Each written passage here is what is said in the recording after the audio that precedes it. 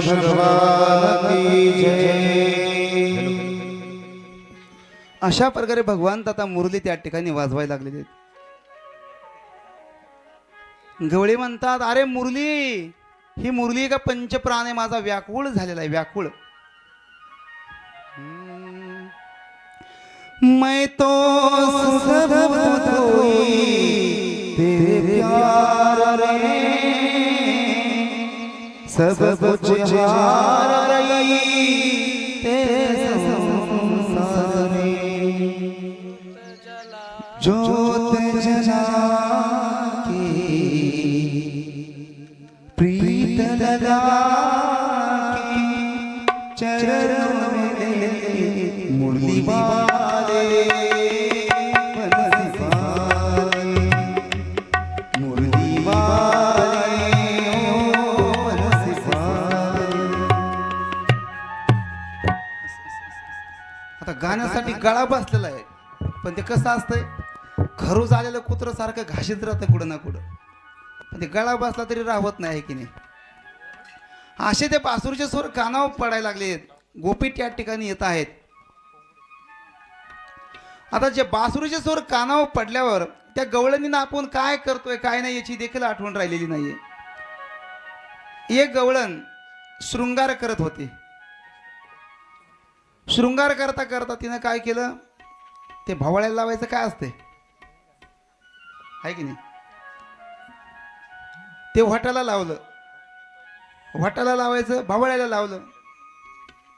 जे कानात घालायचंय ते नाकात लावलं, आणि नाकामधली नथ घातली कानात, आहे की नाही. सगळा शृंगार असा उलटा केलेला त्या गवळणीनं. काय काय करावं काय करायचं नाही, देहाचं भान देखील राहिलेलं नाही. दीवानी बनी मैं दीवानी बनी, मुरली के बाजे दीवानी बनी, मुरली के बाजे दीवानी बनी, मुरली के बाजे दीवानी बनी, दीवानी बनी, दीवानी बनी, दीवानी बनी,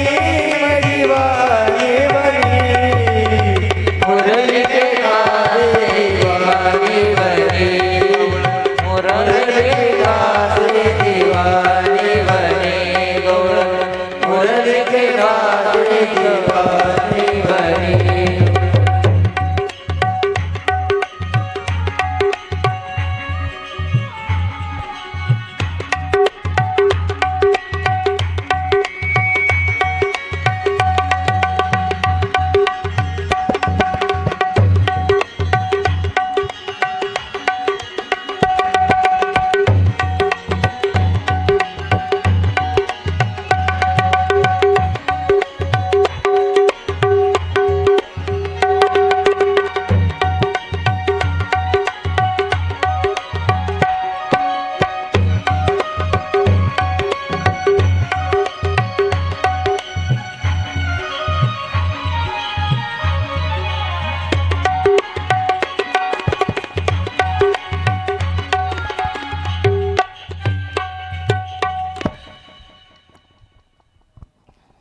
गोपाल कृष्ण भगवान की जय. एवढ्या दिवाने झाल्या की आपला शृंगार आपण कसं करतोय काय करतोय याचं देखील भान राहिलेलं नाही. लेकराला पाजत असताना आपण कोणत्या अवस्थेमध्ये जातो याचं देखील भान राहिलेलं नाही. एक गवळण सकाळी गाईची धार काढत होती, आहे की नाही, पण गाईचे वासर म्हशीला आणि म्हशीचे वासर गाईला, ही त्या गवळणीची अवस्था झालेली आहे. या ठिकाणी ज्या वेळेस मग आता सर्व गवळणी त्या ठिकाणी आल्या, रासलीला सुरुवात झाली. आणि आता गवळणींना थोडासा अभिमान झाला. काय? कारण भगवान परमात्मा आमच्या जवळ आहे, तो आमच्यावर किती प्रेम करतोय, किती जीव लावतोय. आणि असं सांगतात की भगवंताला तिळी मात्र थोडा सुद्धा अभिमान झाला तर ते भगवान परमात्म्याला सहनच होत नाही. आणि त्याच्या अगोदरची गोष्ट अशी की या ठिकाणी सगळ्यांना भगवान परमात्म्यानेच बोलवलं. आणि ज्या वेळेस गवळण त्या ठिकाणी आल्या त्यावेळेस भगवान परमात्मा म्हणतात, अय गोपींनो, अरे आता रात्रीचे किती वाजलेत? अरे 12 वाजला, 1 वाजत आला आता, आणि एवढ्या रात्रीचं तुम्ही या ठिकाणी काय करतात, कशाला आलं? कारण पतिव्रता स्त्रीचं कर्तव्य काय आहे? आणि तुम्ही आपल्या नवऱ्याला सोडून या ठिकाणी 12 वाजता आला, तुम्हाला काही लाजा वाटते का नाही म्हणे? गवळणी म्हणजे आता ह्याच्या असंच ओव्हरटेक करायला लागलाय. आधी भगवंताचं ऐकून घेतलं गवळणीनं आणि नंतर मग स्वतःच सुनवायला सुरुवात केलं. भगवंता, अरे तूच आम्हाला या ठिकाणी बोलवलं आणि आता सांगतो कशाला आलात? एवढं बोलून त्या ठिकाणी आता महारासलेला सुरुवात झाली. आणि गोपींना अभिमान झाल्यामुळं भगवान परमात्मा त्या ठिकाणाहून अंतर्धान पावले. जवळच आहेत पण मनामध्ये अभिमान झाल्यामुळं भगवान परमात्मा दृष्टीच पडत नाहीत.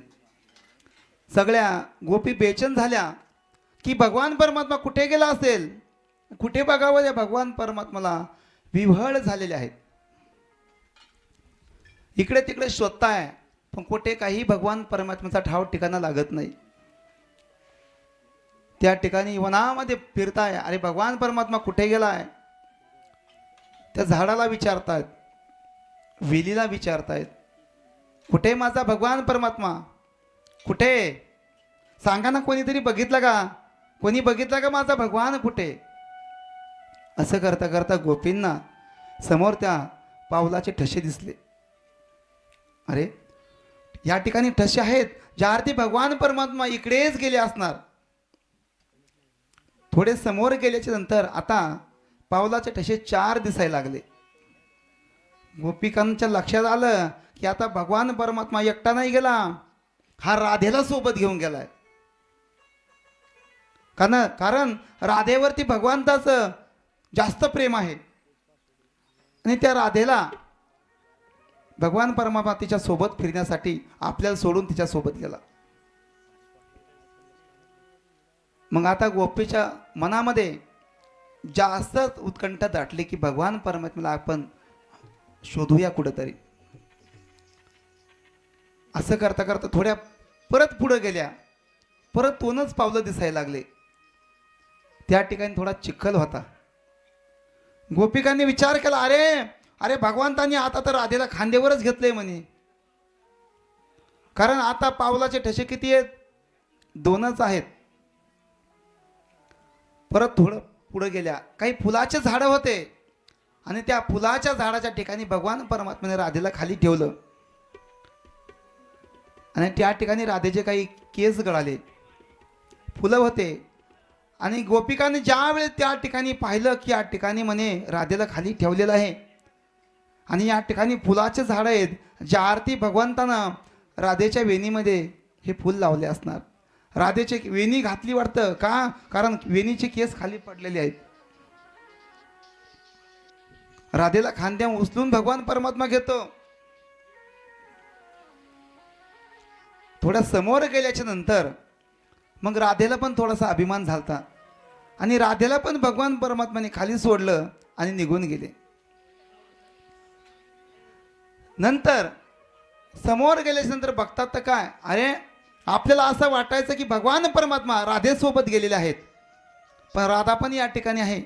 राधेला ज्या वेळेस विचारलं, सांगितलं भगवान परमात्मा होते माझ्यासोबत, पण सांगितलं ना की तीळ मात्र जरी अभिमान झाला तर भगवान परमात्मा अंतर्धान पावत असतो, तो आपल्या दृष्टीला पडतच नाही.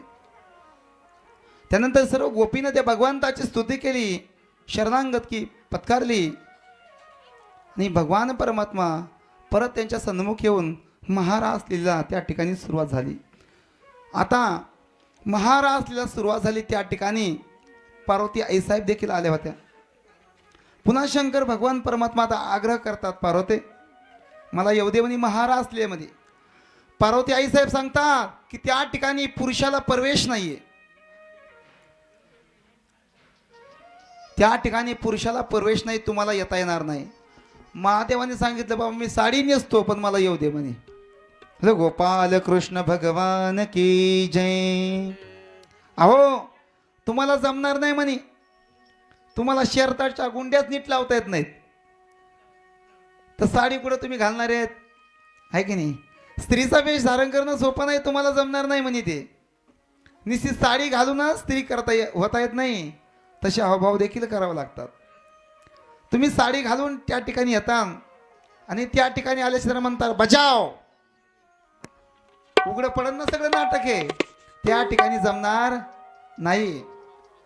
भोलेनाथ सांगतात पार्वती काही कर पण मला त्या ठिकाणी येऊ दे ना. आता महादेवजींना काय केलं, साडी नेसली आणि सांगितलं मी काय करतो, बुरका घेतो म्हणे. बुरका आहे की नाही? बुरका घेतल्यावर परत ओळखू येणार नाही. मग आता भोलेनाथ आणि पार्वती आई साहेब त्या ठिकाणी गेल्या आणि रासलीलेला सोबत झालेली आहे. सर्वजण त्या ठिकाणी त्या महारासलीलेचा आनंद घेत आहेत. तेवढ्यात एका गोपीनं पाहिलं, अगं सगळ्या गोपिका ठीक आहेत म्हणी, पण ही गोपी थोडी विचित्रच दिसते म्हणे,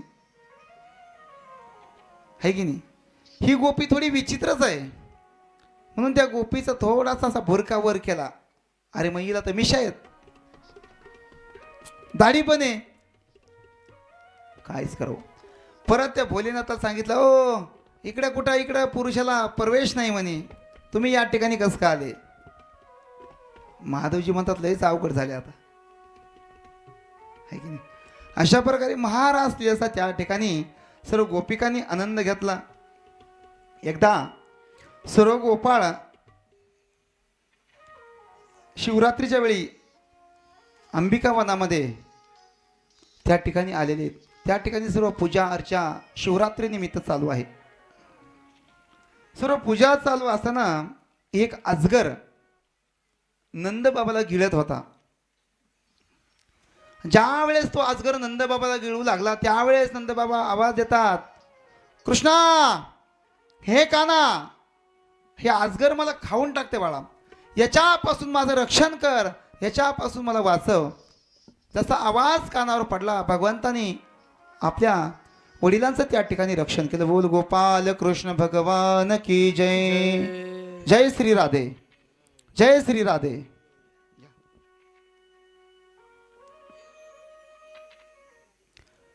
त्या अजगराचा देखील भगवंताने उद्धार केला. यापुढे शंखचूड गोपिकेचं रूप घेऊन त्या ठिकाणी आलेला होता. पुढील त्याचा देखील उद्धार केला. आता यापुढे सांगतात, युगलगीत सांगतात की युगलगीत कशाला म्हणायचं, की 2 श्लोकाचा एकच अर्थ होतो, याला युगलगीत म्हणायचं. या ठिकाणी सुंदर असं गोपींनी युगलगीत गायलेलं आहे. त्याच्या पुढे अरिष्टासूर त्याचाही भगवान परमात्म्याने उद्धार केला. आतापर्यंत भगवंताने अनेकाचा उद्धार केलेला आहे.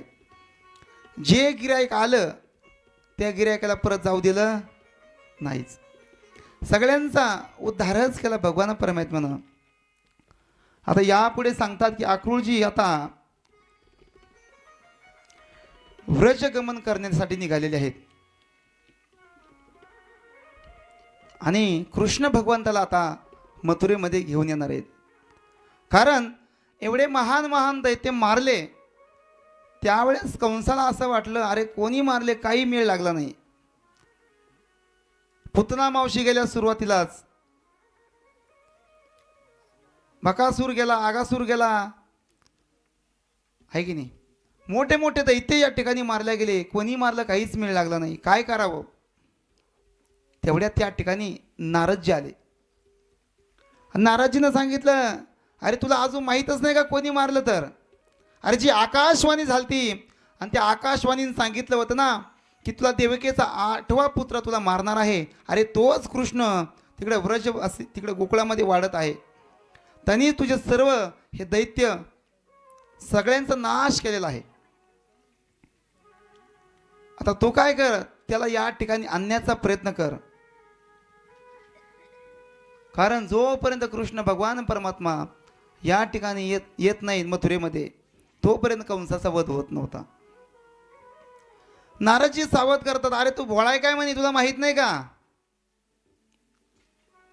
मग तू काहीतरी आता अशी युक्ती कर, एखादी इथं यात्रा भरव म्हणे, यात्रा आहे की नाही, एखादी यात्रा भरव आणि ते यात्रेचं निमित्त करून तू भगवंताला या ठिकाणी घेऊन ये. आता भगवंताला या ठिकाणी आणायचंय, मग पाठवायचं कोणाला? तर सांगतात की अक्रूरजीला पाठवा. कारण अक्रूरजीला जर पाठवलं तर भगवंत नाही म्हणणार नाहीत. अक्रूरजी भगवंताचे भक्त आहेत.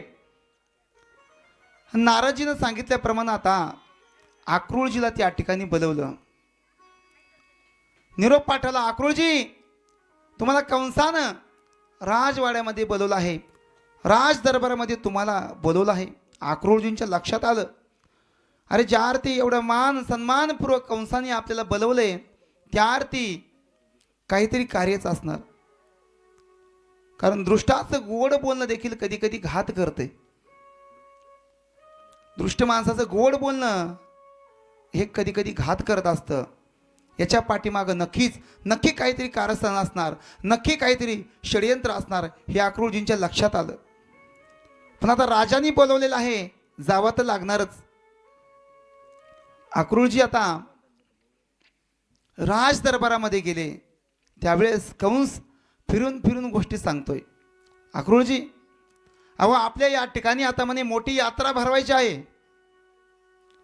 त्याच्याकरिता आपण कुस्त्यांचा देखील कार्यक्रम या ठिकाणी ठेवलेला आहे.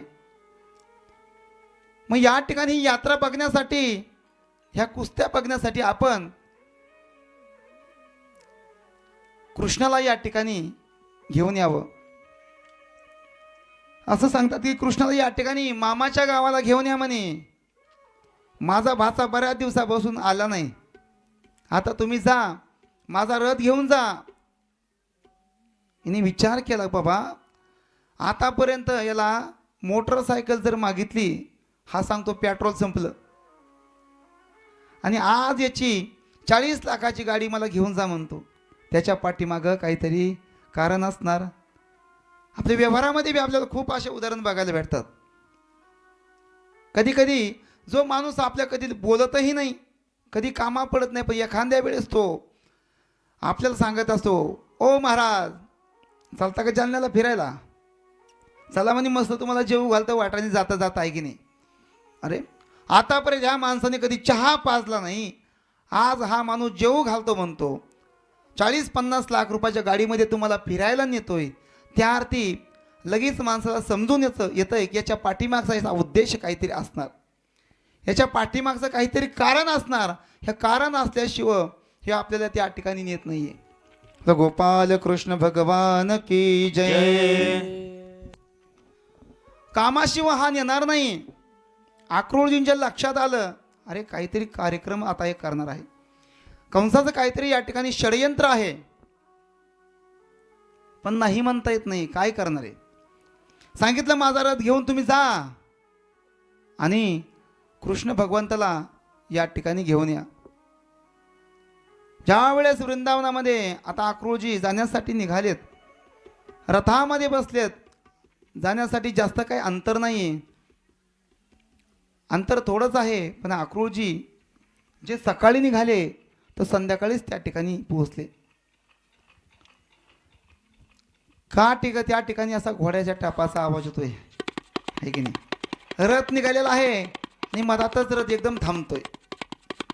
का थांबतो त्याचं कारण आहे, अक्रूरजीला जाता जाता समाधी अवस्था प्राप्त होत होती. अरे काही का असं ना म्हणे, मला आज भगवंताचं दर्शन होईल. कारण कोणतंही असू द्या, कंसाच्या निमित्तानं माझे उपकार आहेत म्हणे त्याच्यावर. कारण त्याच्यामुळेच मला आज भगवान परमात्म्याचं आज मला दर्शन होणार आहे, भगवान परमात्म्याची माझी भेट होणार आहे. आज मी भगवान परमात्म्याला भेटणार आहे, ही अवस्था त्यांना प्राप्त झाली. आणि असं ध्यान करत असताना त्यांना समाधी लागून जायची. आणि असा 1-1.5 तास झाला की परत जाग यायची आणि परत रथ हाकायचे.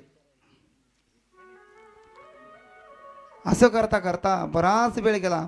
विचार करतात की माझा भगवान परमात्मा कसा असेल, माझा भगवान परमात्मा कसा दिसत असेल, हे की नाही, असा विचार करतायत.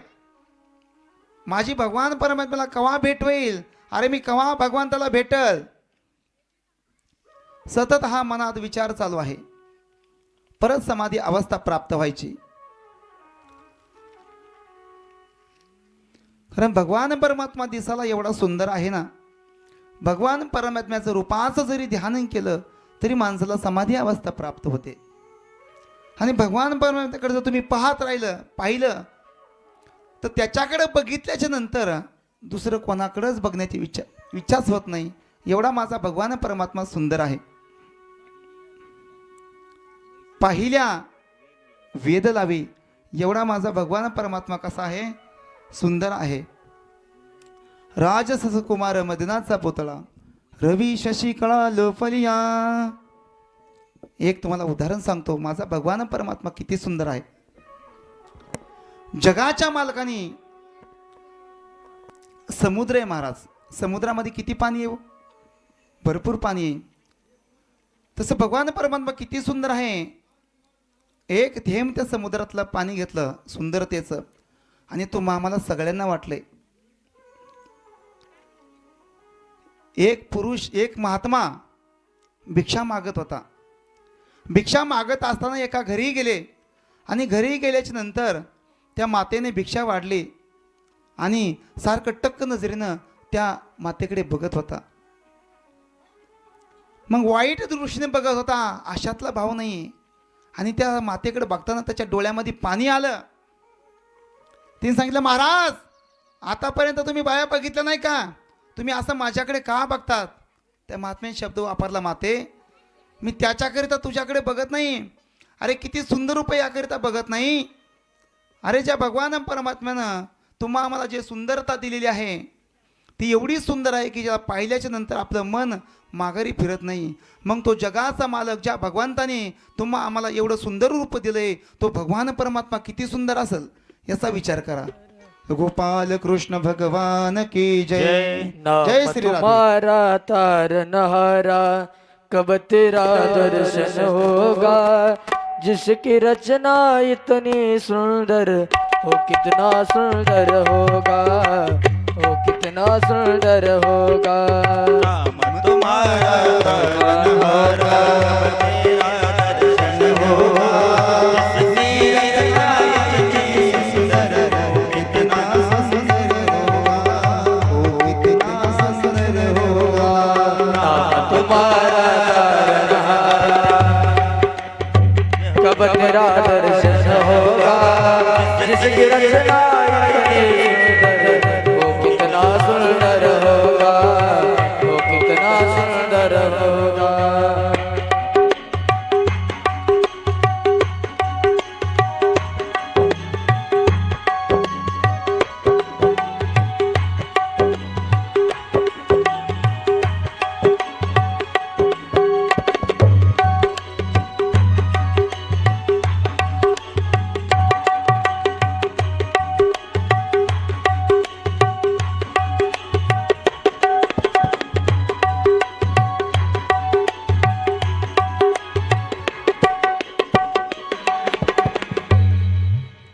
बोल गोपाल कृष्ण भगवान की जय.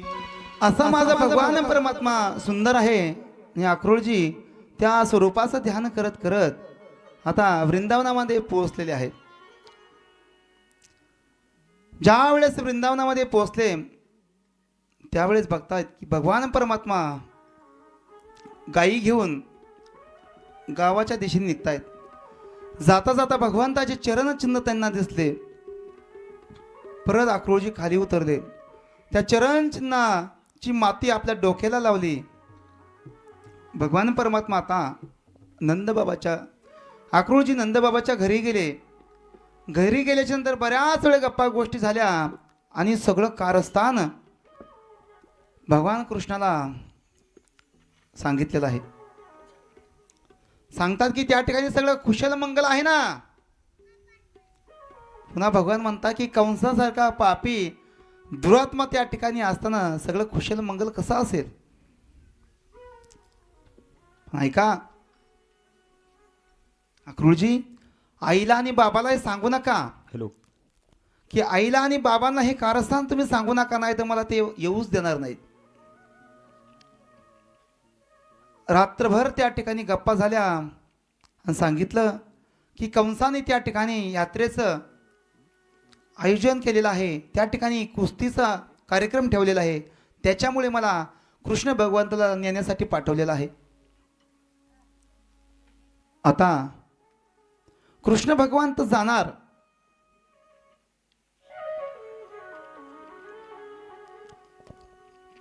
त्यावेळेत नंद बाबा, यशोदा माता थोड्या दुःखी झाल्यात की आता भगवान परमात्मा जाणार आहेत. रात्रभर यशोदा आईच्या डोळ्याला डोळा नाही. ज्या वेळेस सकाळी भगवान परमात्मा उठले त्यावेळेस आपल्या मातेकडे जातात. मैया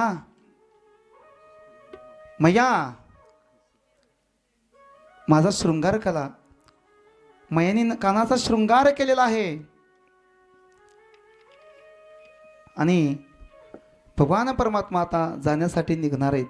नंदबाबांनी सांगितलं, अरे एकला कसा जातो तू? अक्रूरजीनं समजूत घातली. ठीक आहे म्हणे, तुम्ही पण या. आणि भगवान परमात्म्याला घेऊन आता अक्रूरजी निघाले. ज्या वेळेस मथुरेकडे जात असताना जात जात जात असा बराच वेळ झाला आणि आता मथुरेमध्ये पोहोचले. तेवढ्यात मागे नंदबाबा आणि बाकीचे सवंगडी गोपाळ देखील त्या ठिकाणी त्यांच्या पाठीमागं जात आहेत.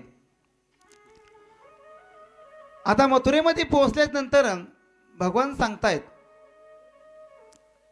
बाबा मी थोडं मामाच्या गावात म्हणे थोडा फेरफटका मारून येतो, मामाच्या गावामध्ये जाऊन थोडं फिरून येतो. नंदबाबांनी सांगितलं, कृष्णा तू काय सोयीनं राहणार नाही म्हणे कुठे गेला तर. तू मामाच्या गावात गेला काय आणि मावशीच्या गावात गेला काय, तू भांडणं केल्याशिवाय वापस येत नाही. मग बलराम दादाने समजूत घातली, बाबा म्हणे मी याच्यावरती लक्ष ठेवतो म्हणे, तुम्ही काही चिंता करू नका. बलराम दादाने सांगितले. नंतर आता सगळे सवंगडी गोपाळ त्या ठिकाणी गावामध्ये फिरण्यासाठी निघतायत. गोपाल कृष्ण भगवान की जय. 2 मिनिटं चहा आलेला आहे पाका, आहे की नाही? चहाला तोपर्यंत आपण नामस्मरण करूया आणि नामस्मरण करत करत चहा पिऊया, आहे की नाही?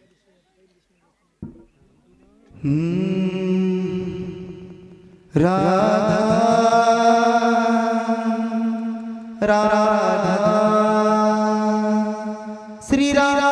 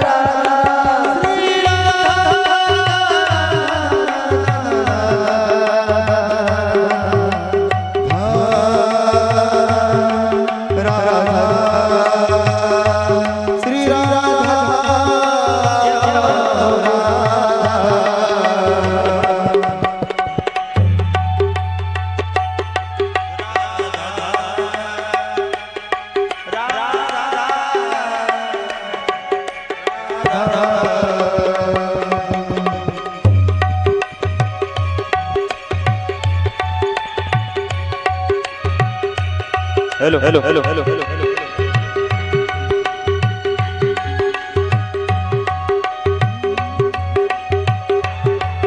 टाळी टाळी टाळी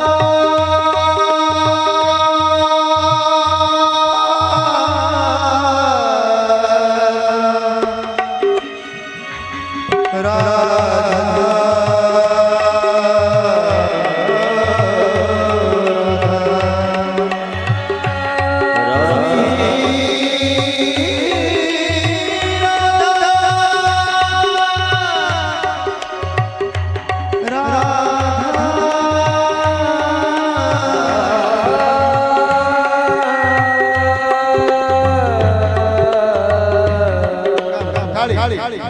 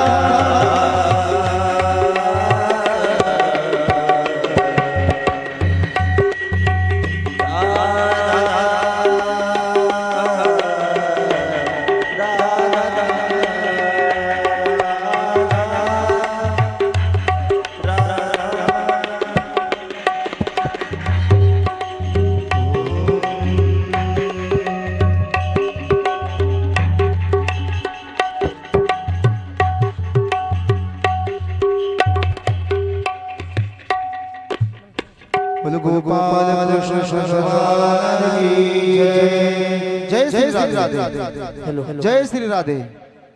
घ्या हात खाली. Hello hello hello hello hello काही म्हणतात महाराज आम्ही वरी केलेच नव्हते हात. हाय की नाही? अशा प्रकारे भगवान परमात्मा आता गावामध्ये फिरण्यासाठी जात आहेत. भगवंताचे सवंगडी भगवंतासोबतच आहेत.